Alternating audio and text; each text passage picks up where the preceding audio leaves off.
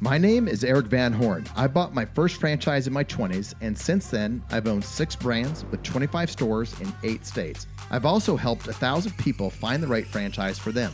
People like us who are not cut out for the 9 to 5 and like to work smarter, not harder. How do we find the right franchise, buy it, grow it, sell it, and how do we do it in a way to own the business without it owning us? Those are the questions, and I'm on a mission to give you the answers. Welcome to Franchise Secrets. Welcome to the Franchise Secrets podcast with your host, Erik Van Horn. And today's guest is Nathan Hirsch. He's the founder of FreeUp, and he sold that, had a great exit on that, and founded Outsource School. I had Nathan in my mastermind for franchisees a little while ago, and just had such a great time, such great feedback from the franchisees who loved what he had to say about hiring virtual assistants and that world that is so unknown to many of us franchisees and franchisors. I wanted to bring Nathan on the Secrets podcast to demystify everything about hiring VAs in different countries and all that entails. So, Nathan, welcome to the show. Yeah, thanks so much for having me. Excited to be here. It was fun to present to your mastermind last week or the week before, and I'm sure it'll be a good podcast. Dude, time flies. It's just crazy how I think it was about 2 weeks ago because we have our mastermind every Thursday and have, either it's me, but a lot of times you have just better guests on there like you that just come in and just get into it, present a little something, and then get into the nitty gritty with franchisees. By the way, anybody interested in that? ZEEtribemastermind.com. Yeah, Nathan, I got so much good feedback from people and they said, "Hey, Erik, can we start a private Facebook group just for us in this mastermind that are trying to figure out this virtual assistant thing?" We had some signed ups from people that wanted to join your outsource school, which is incredibly cheap, by the way. We'll talk about that later on. Give us your story. Where did all of this start? Yeah, so growing up, my parents were both teachers, and they always made me get these full-time like summer jobs, winter jobs. I was inside working while all my friends were outside and enjoying vacation. And I learned a ton about just sales, marketing, business in general. And I also learned how much I hated having a boss. And keep in mind, my parents were teachers. So the plan was always go to college, get a job, work for 30 years, retire like they did. And when I got to college, I kind of had a glimpse of what life was like after college. I wanted no part of it. And I said, hey, I got 4 years to figure this out. So I started off buying and selling people's textbooks, competing with my school bookstore, and created a little affiliate program. Before I knew it, people were lined up outside my door to sell me their books to the point where I got a cease and desist letter from my college telling me to knock it off and stop competing with them.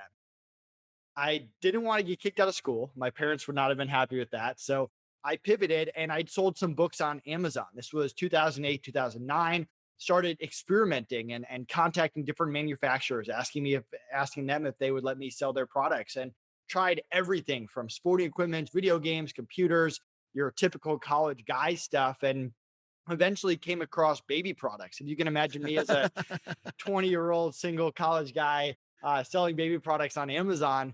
And this business took off. I got into Amazon at a great time. I was selling millions of dollars of baby products out of my college dorm room. And I had to start hiring people. I got really stressed out. I was working 10 hours a day. Plus, I was in a fraternity. Plus, I had a social life. Plus, I had school and all of that. So I started hiring my friends, college kids. And that was a disaster. People were smoking weed on the job, drinking the job. I had to knock in their dorms to get them to wake up. And I tried hiring a few people in the US who didn't really take me seriously as a 20-year-old entrepreneur. So a buddy of mine told me about the VA space, hired my first virtual assistant. She was awesome. And then proceeded to just make a bunch of bad hires and learned a lot. But I really kind of saw this as the answer. If I could figure out how to hire VAs, like every business I start is going to be so much easier. And so I spent the time, I spent the effort coming up with good systems, good processes for hiring and keeping them on and communicating. And when I figured that out, my life really changed. Not only did I sell over $25 million on Amazon, but I started a marketplace for VAs, for freelancers called FreeUp. And we spent 4 years scaling that business. And we were actually acquired at the end of last year, which was kind of cool. And we had no office, no US employees. It was me, my business partner, 35 remote virtual assistants in the Philippines. We've only been to the Philippines one time on vacation, so we didn't even like go out there much. Yeah, and once we sold that, which is a whole nother story we can go into if you want, we set out on a mission to help other people learn how to do the same thing. Because I always wish that there was a way that someone just told me how to hire A players, how to do it quickly, how to create systems, give me their systems, reduce turnover, eliminate issues. And that's really what we're building with Outsource School and our software, Simply SOP. That's the challenge because I've tried to do virtual assistants at different times, and there's always roadblocks that I run into, and a lot of it's just in the beginning. It's going to Upwork, going to Fiverr, and I'm wanting to hire for this graphic or someone to do some social media marketing, and I always seem to like hire the wrong person. And then I think, well, virtual assistants don't work.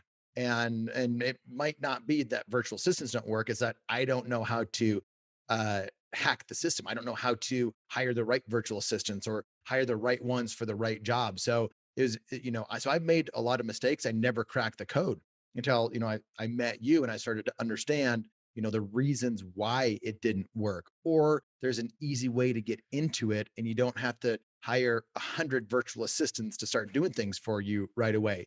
So if there's a franchisee out there, well, first of all, who do virtual assistants not work for? Like, I mean, we've got fitness concepts that do social media marketing and organic marketing and have calls coming in and calls going out. We have service based businesses that are doing stuff in people's homes. We have all kinds of restaurants, all kinds of people that own different franchises. And they might be listening and thinking, well, I don't even need a virtual assistant. Why would I even need a virtual assistant? With the exception, probably what's most appealing is it costs way less to have a virtual assistant that might actually be doing a job way better than a US based person. So, what do you say to like the types of jobs that virtual assistants might be able to help a franchisee with? Like, what kind of jobs are out there?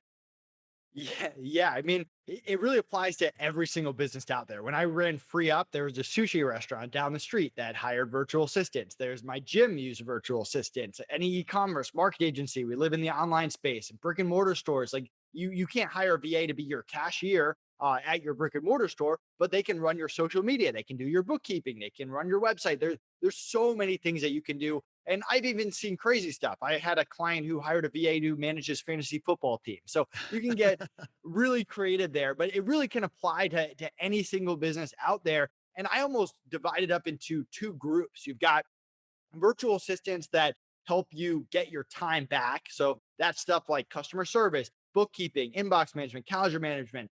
They don't really make you money, although you could argue that a customer service rep might save you money on refunds or something like that, but they're not really growing your business.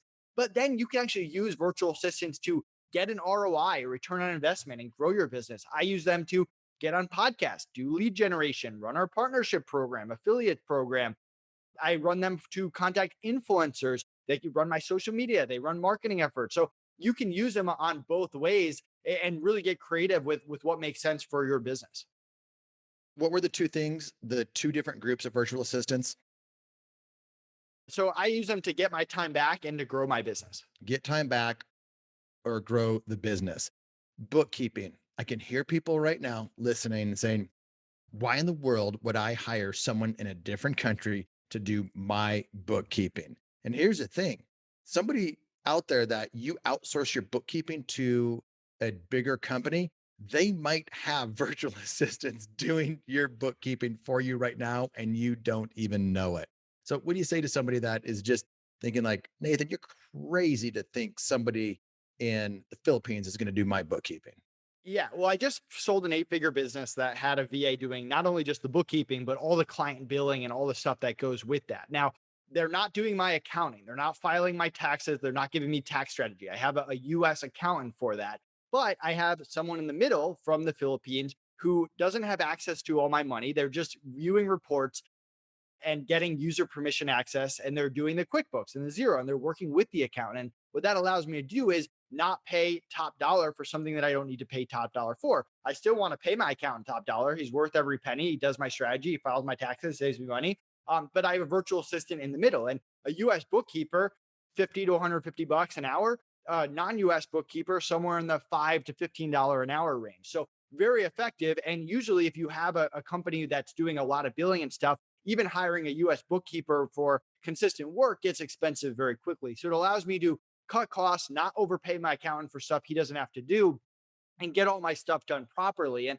what I'll actually do is hire someone before I even have a revenue stream. Like with Free Up and with Outsource School, we hired a bookkeeper early just to set everything up and make sure those initial reports were accurate so I could make decisions based on those reports. And I also know that if I do the bookkeeping, it's just going to have to get redone anyway. I'm not very good at it. I don't like doing it. And it's not a good use of my time, especially early on in a business. So bookkeeping, let's stay with that theme because everybody needs a bookkeeper. And this goes into probably getting, if you're in your business doing the books right now, the worst thing that can happen is you can get some time back and maybe you have to hire a couple different ones to get somebody that you really click with and they work well and they're at the caliber that you want. But I think so many of us have things in our head that just say it can't be done. And it can't be done just because we haven't done it before. There's just so many different fears that are not necessarily founded and they're not true. So bookkeeping, how many did you go through to get one that could do the books for an eight-figure company? Two, I think we fired one and then added another guy on, and we actually use that as an opportunity. Whenever we fire someone, we actually add to our SOP, like a standard operating procedure, like what success and failure looks like. So we're like, hey, this last person didn't work out for XYZ reason. This is what we're really looking for. We don't mention them by name, but we try to put in as much information as possible. And with Outsource School, we got it right on the first try. So you can do it very quickly. We have a hiring process. I know we taught it to your mastermind called our Mhm. care interview process, sick onboarding method that you're going to hire Don't really don't good give them all people. don't give them all the secrets that we gave in the mastermind. Give them some of the because this is really important. Like what you've created with the standard operating procedures, those SOPs. Like whenever I think about franchising, I think speed to success because you learn from somebody else's mistakes. Same Right. thing with you. Like we get access in the group to a lot of these SOPs that you've created by trial and error, by learning from the failures. So talk about those. Yeah, I mean, the other thing to keep in mind is when we hired him, we weren't an eight-figure business. He helped us kind of build it from the ground up, and we take all of our stuff in step by step. And what we've learned is you don't want to move on to the next step until the virtual assistant masters it. So if I hire a bookkeeper, before he dives into my QuickBooks, before he does anything else, he has to learn my business. If he doesn't understand my business, that's going to be a mess down the line, even if he sets everything up. So I have him listen to my podcast, go through our website, watch our videos, go through the same stuff we would send clients, and prove to me that you actually get what is going on 100%. Only then do you move on to the next step. And we lay these out in our different playbooks, and everything's different. The way that I go about training a customer service rep is different than going about training a lead generation person or a bookkeeper. But the key is you want to go through step by step and have the virtual assistant prove that they can handle that step before you add something else. A lot of people, they just do a month of training, cross their fingers, hope the virtual assistant gets it all. And that's when you end up with the disaster and what I call the training trap. I like that. If you had to say, what are some of the keys to hiring to getting a really good virtual assistant doing really good work for you? I would imagine SOPs is high up on that list. But if you had to give some little nuggets, what would be some of the keys that you have to get right?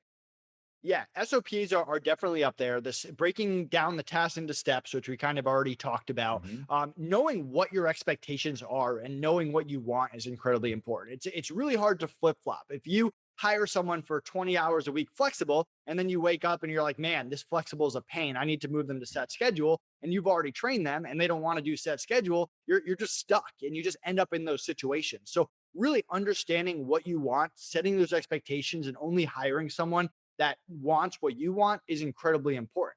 The other thing that I think is not talked about enough is my goal for every virtual assistant is to become their favorite client. And I'll even ask them, who's your favorite client and why? And I'll do everything possible within reason to become their favorite client. Because if I'm not their favorite client, I'm just crossing my fingers every day, hoping that that other client that they like more doesn't offer them more hours, more money, or some other thing. So making sure that happens, and lastly, giving feedback. It's always about feedback, feedback early and often. And when I hire a bookkeeper, it's way easier to give him feedback and tell him the way that I want reports done, when I need them done, what I like, what I don't like, than for him to do it wrong for 2 months and then try to correct him afterwards. So that feedback early on is where a lot of people miss.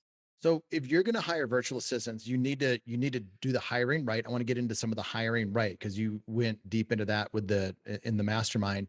But then you have to be on it. You have to be focused on helping them, onboarding them. in the first bit. Otherwise, you can't just hire a virtual assistant and do what I typically do with a high level manager and say, go figure it out, because that will likely be a disaster. Is that right? Yeah, absolutely. I mean, here's the advanced tactic is we hire great virtual assistants. We give them SOPs that are 60, 70% of the way done. We make sure that they know that and we give them ownership to make it better. But we've only done that because we've hired for years and we Yeah. understand how to figure out when someone's a rock star, and we are okay with failure if that happens. If and we like throwing stuff against the wall and seeing what happens. If I create a lead generation process, I have to be okay with it not working. I can't get pissed at the VA in a month because I only gave them 60% of the SOP. So I'll try different things and see what's working and put more money into, or dive into it more and say, hey, this isn't going the direction I want. I need to build it out more. But to start off, you want to own as many systems and processes in your business as possible and build them out as much as possible. You talked about in the interview process, or what are some of the keys that you do in the interview process with that person? Is it over the phone? Is it Zoom? Is it what is it? So we keep all the interviews, all our meetings, all our onboarding on Slack, with the only exception being like we have a few VAs who actually do client calls. If you join Outsource School, you get an onboarding call with one of our virtual assistants. And so we keep them on Slack for a few different reasons. One, some of our best VAs are just not good on camera. They're not good at voice. They're nervous. They're shy. We'd miss out on some really good hires if we force them to do something that really has nothing to do with their job. Second, we response time matters. We care a Yeah. lot about response time. We've done plenty of interviews where we're sending someone questions and they're taking 5 minutes to respond to every single question we ask them. Well, guess what's going to happen when we have a Monday morning meeting and we have 15 VAs in there and people are taking 5 minutes to respond to every single question? That's going to be a disaster. Same thing if I'm just trying to get something done with them. So we look for speed, response time, whether we can understand them, they can understand us, if the answers are clear and direct and to the point, and all of that as we're going through the interview process. Emails, people listening probably have this big inbox full of emails, unread emails, a bunch of spam, a bunch of, it's just a headache to look at. And people are really afraid to let anybody else manage their inbox so they can, focus on what's important. What are you doing with your email? Yeah, so this is actually one of my favorite playbooks that I've made this year because I've been doing it for years. I mean, for me, one thing I realized early on is I'm most productive first thing in the morning from like 7 to 9 a.m. Whatever the most important thing is, I need to do it that day.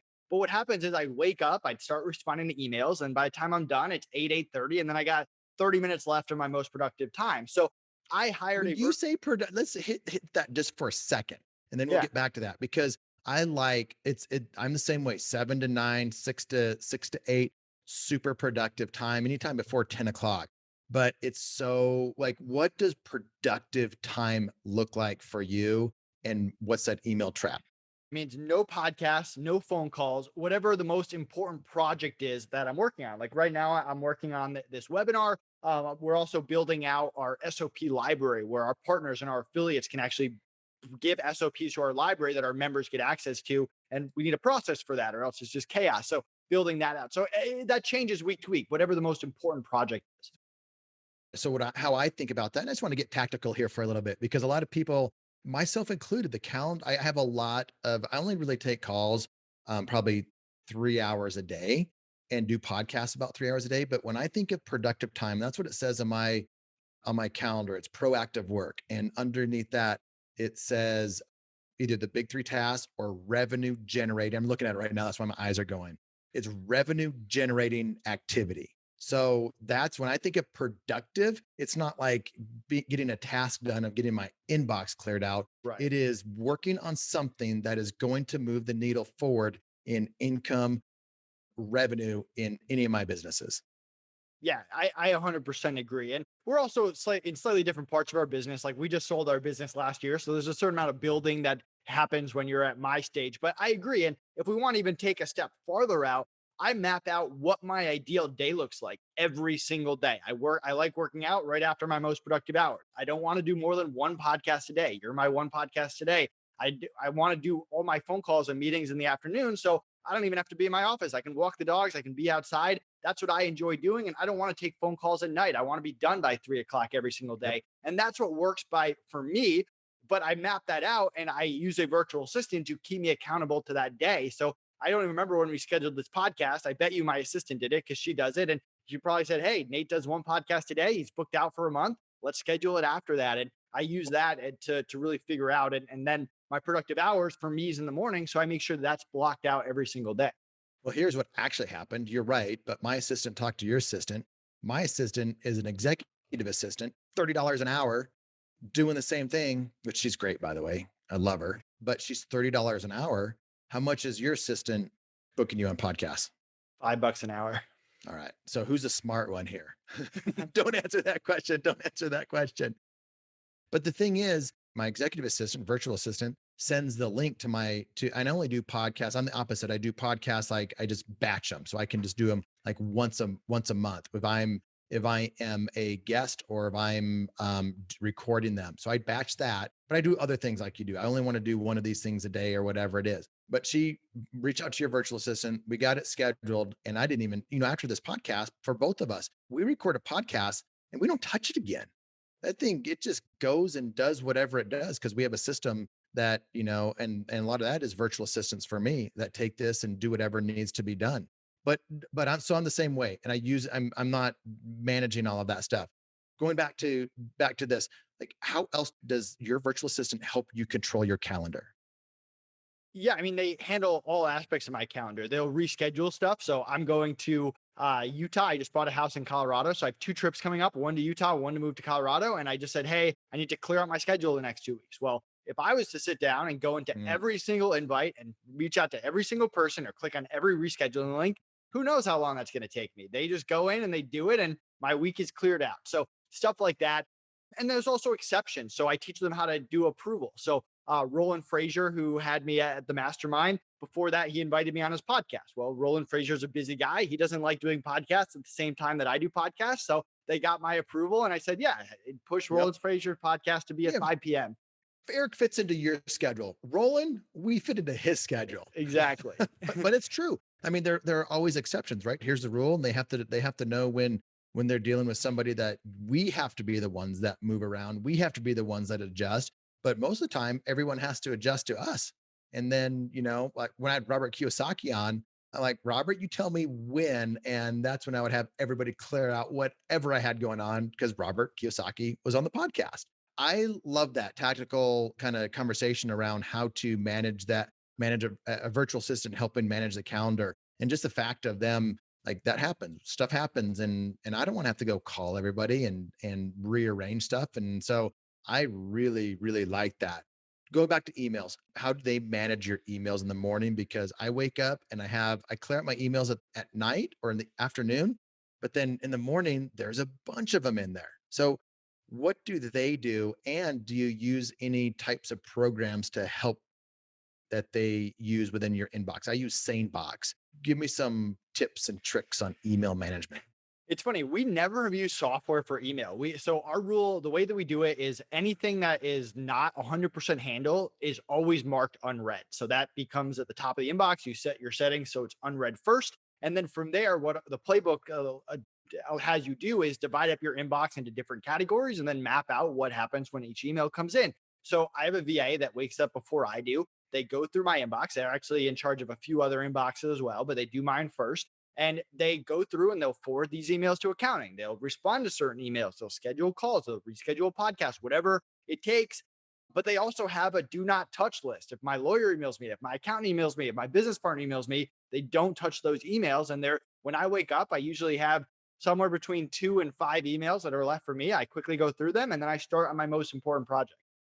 How do they know which ones not to touch? Is it just training and then they know, or is there a certain code or a certain subject line, or they just said like, oh my gosh, that has a bunch of numbers in it, and that's something that I don't know about. How do they deal with that?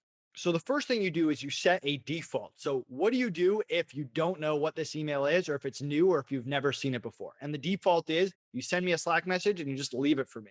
And over time, that amount of emails that are in that category go down and down and down. But upfront, you've mapped out what happens in what situation. So you're And answering that in Slack versus email, then they go and deal with it in email.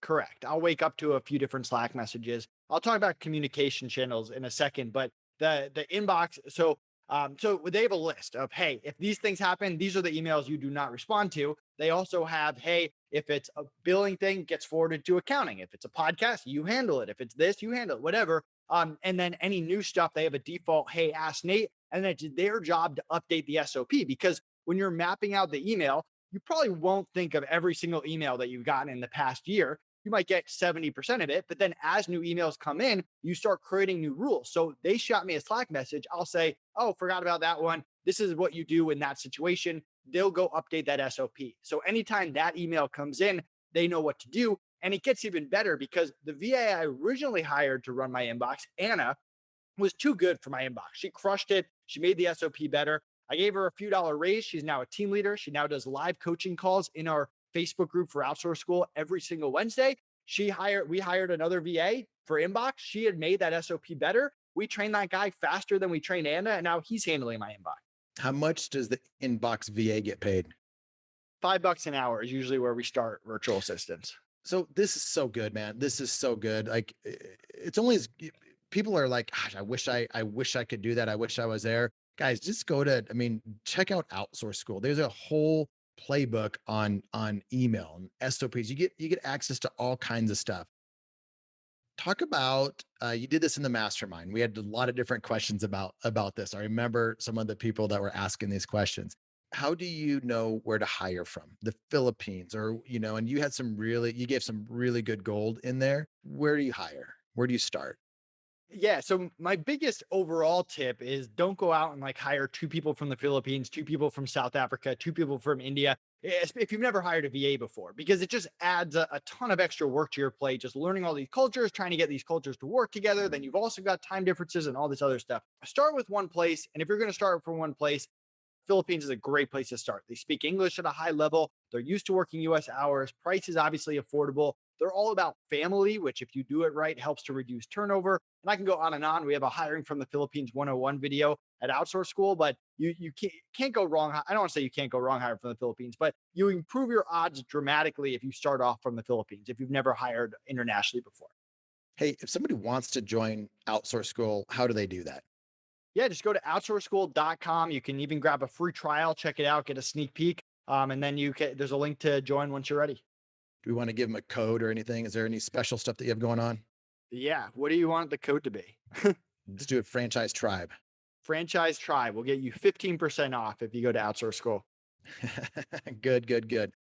Franchise Tribe, that's the code. So go check it out, guys. I listened to Nathan at a mastermind that I'm a part of. He was a speaker there. By the way, this is a mastermind that I paid $30,000 a year to be a part of. He was one of the main speakers during one of our sessions, and it just resonated with me. We didn't have a code during that mastermind. I keep giving you a hard time about it, but there's no code that we got. I paid full price for this, and I did it right away. And then I have Michael, main guy that works with me. He's in there digging around and starting to do some stuff, and super impressed. So this is one of those things. Like one of the leaders of my other mastermind said, "You guys, everyone should be doing this because this is just such an insane value." And I would imagine that price will be going up next year or even sooner, because these are one of those things where you're just giving such great value at such a great price. So I'm glad you're doing it. Keep that price the same for a while at least, man. What else do main questions that people have about VAs that we want to talk about? Yeah, I mean, hiring is a skill, right? It's something that you can learn how to do. And there's so many people out there that will just give up on it. And just like you wouldn't just say, oh, this marketing didn't work, I'm just not going to market my business anymore. You can't do that with hiring. You have to hire. There's no way up if you hire. I mean, you're in War Room. How many solo entrepreneurs are in War Room doing $1 million or $5 million a year? I'm A going to guess lot. solo entrepreneurs. Oh, solo. No, no, no, no, no. Just Yeah. themselves Yeah. Just without a team? themselves. No, no, no, no, no, no. It Not just very. doesn't exist. You have to be able to hire if you want to scale your business. So Yes. don't give up, and don't forget, I didn't just wake up one day and hire 35 virtual Mm. assistants. I started off with 5 hours a week, learned a lot, gave them more responsibility, increased their hours, hired another VA, and build it up from there. Yeah, a lot of the guys in this other mastermind are in the e-commerce world, and they do a lot. They're in a lot of the marketing world. They are not solo entrepreneurs. They're entrepreneurs. They have teams, small teams, and a lot of those teams are outsourced teams. They don't have full-time people with them necessarily. And that's pretty common in the marketing world, in the digital world. A lot of stuff gets outsourced. But us here in the franchise world, this is super uncommon. And I'm just afraid not many people are going to take action on this, but we all want to make more money and we want to take care of the people that work with us. Talk about like $5 an hour. Some people are saying that is not fair to be paying them $5 an hour. As a matter of fact, if I'm going to hire someone from the Philippines, I'm going to pay them $10 an hour or $15 an hour because I can afford it and that's what they're worth to me. Have you ever heard that before? I wish more people would be like that. I'm all about paying people for it. I mean, when we sold Free Up, we had some VAs that were making over 20 bucks an hour, definitely a bunch over 10. When we sold Free Up, we took $500,000 from the sale and gave it to our team in the Philippines to make sure they were taken care of.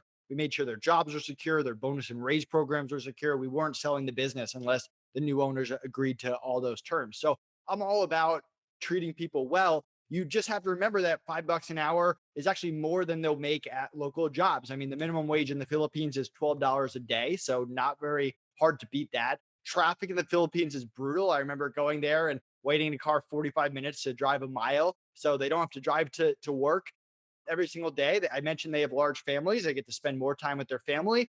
You can actually create flexible schedules that work for them. So my VA Anna, who's awesome, she works 4 hours a day set schedule, 4 hours a day flexible schedule. So that's a fantastic Mhm. agreement for her. So there's different ways to go about it. My bottom line is I don't want to hire anyone unless they're 100% happy with the rate that I'm going to give them. And once I find a rock star, I'm going to do everything possible not to lose that rock star. And that means putting bonus and raise systems into place, increasing their pay, giving them more responsibility, figuring out how to become their favorite client. So money is a part of it, but don't lose sight on the entire picture as well.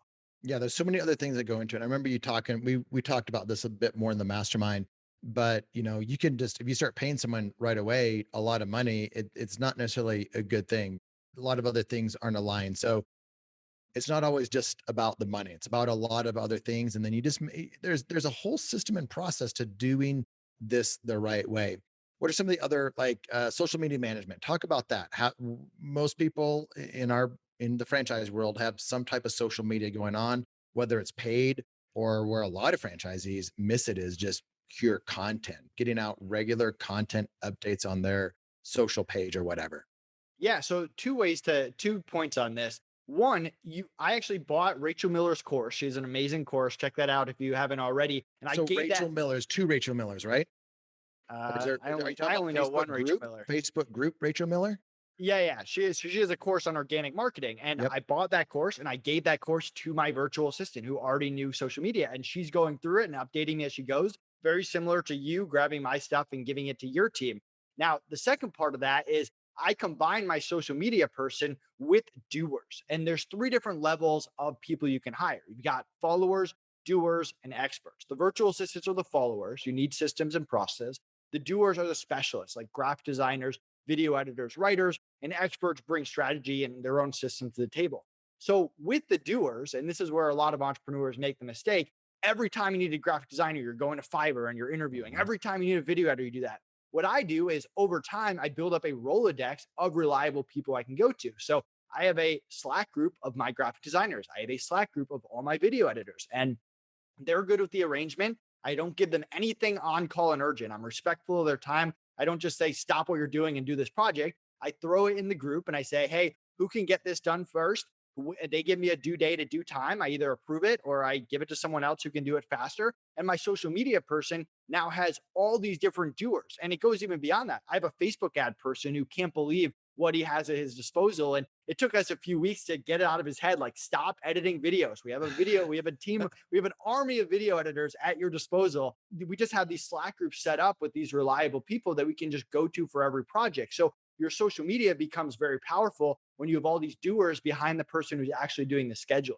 So someone takes a video on your team, whether it's with an iPhone or more professional, you can do so much with the iPhone these days, right? I mean, the Right. iPhone is just like it's super easy to do that. But video goes, you record the video for however long, that gets uploaded to the Slack channel, and then somebody says, "It pick me, you pick them." like how long does it take to get the video back, and what's the quality like, and how much do you pay for that? Yeah, everything's different. Video editors are somewhere in the $5 to $15 an hour range out of the Philippines. Every project's different. And the reason Rachel Miller's on my mind is I just filmed like a 5-part series with her, five-minute videos. So I gave that to my video editing team. I threw it in the Slack channel and I gave them specific instructions to that video. Now, there's a lot of similarities with working with virtual assistants. And I had to teach my Facebook ad person this. You have to give them defaults. If I don't give you any instructions, this is what you default to. And that's how you save yourself just repeating yourself over and over and over and giving feedback. So they have a default that all our videos look like this. And so when I want to make an exception to that rule, I have to put it in there and they'll send me feedback and then I'll watch the video. And as I go through it, I'll mark times and I'll give notes for those particular times. And usually it's stuff that I don't even think of. It's not really stuff that they messed up. It's, hey, I'm watching this video. I thought of this idea. This is going to make the video better. So there's no like, hey, if it's more than 2 revisions, like fire your video editor. That's usually not how it works. A lot of times the revisions are on your end, but it's a very quick and efficient process. We have a Trello board. If I give it to the VA, it's their job to put it in Trello. I can check the Trello at any time. It's either in line, it's being edited, it's assigned to someone, or it might be waiting on a graphic designer or waiting on someone else, or it's in my review bucket, which means I need to go through and watch it, or someone on my team does, or I send it back to them, and it's their job to upload it to Kajabi, which is what Outsource School is going to be in soon, or send it to Rachel or do whatever. So I actually have them do that last stage as well.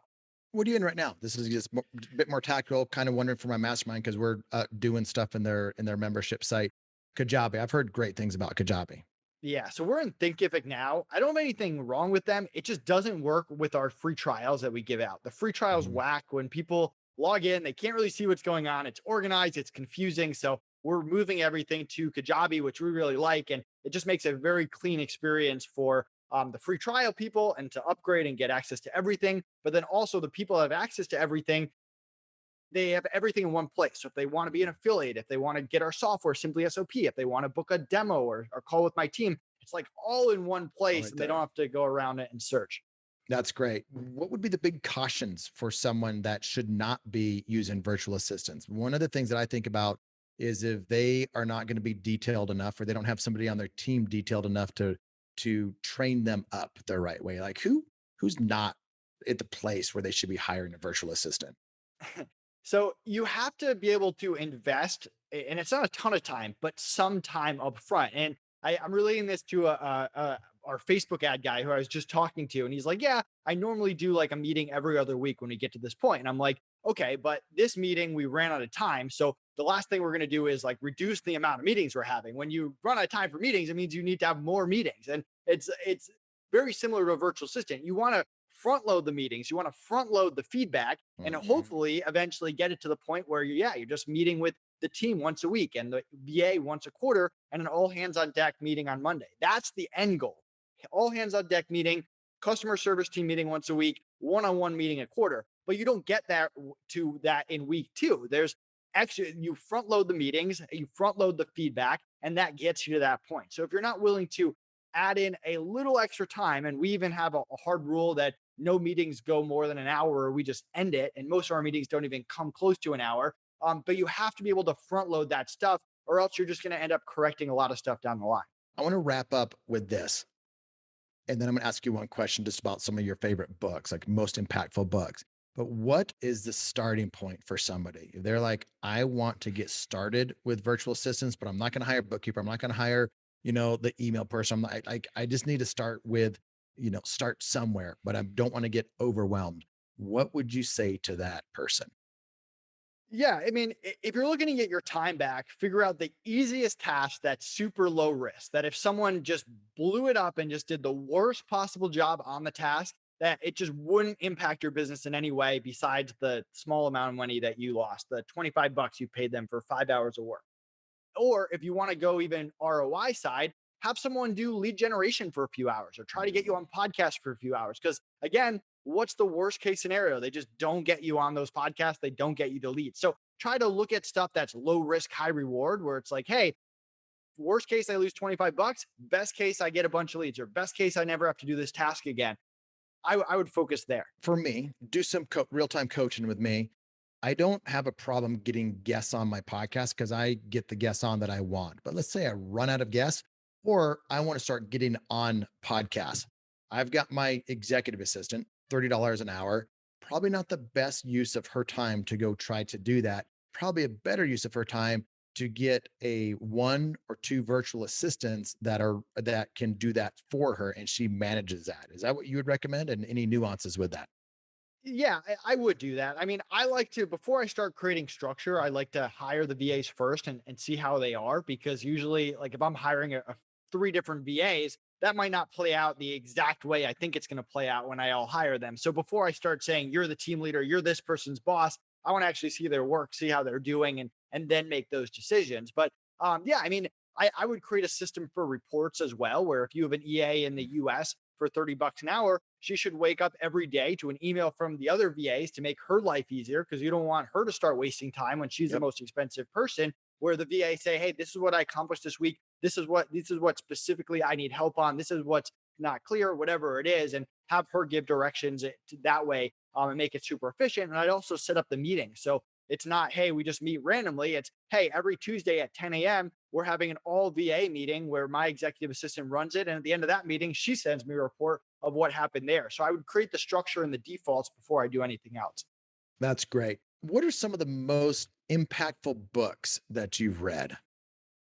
So Start With Why is a great book. It kind of relates to me because when I was selling baby products on Amazon, like it was fun, it was exciting. Like it was my first business. We've all kind of been there, right? Where you think you're going to do it forever, but at the end of the day, there was no like why behind it. I wasn't Mhm. passionate about selling baby products. I'm still not passionate about selling baby products.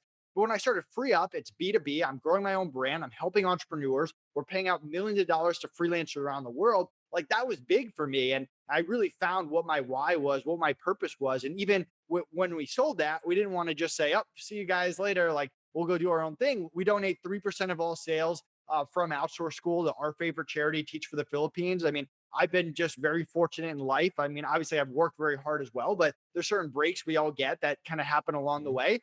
So kind of making sure that any business that I start going forward has a real purpose, has a real why, and the why can't just be grow my bank account as much as possible. That's so good. I just want to follow up on that real quick. I've been in franchise consulting for a long time, helping people buy franchises. And what I realized, and I've heard Simon Sinek speak and been around him.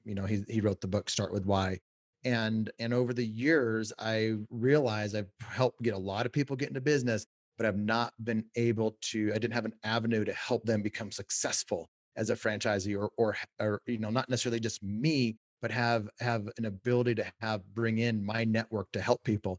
And that's the reason I started the mastermind. I started a free Facebook group and then I started the mastermind to really be able to help people that I got into the business and then other people that got into business and help them become more successful by, shortcutting their path because of the things that I've learned along the way and the network that I'm a part of and make my network their network. So it's much more fulfilling to me to help people in the mastermind than it is just to help someone buy a franchise. That's just the Yeah. first part of it.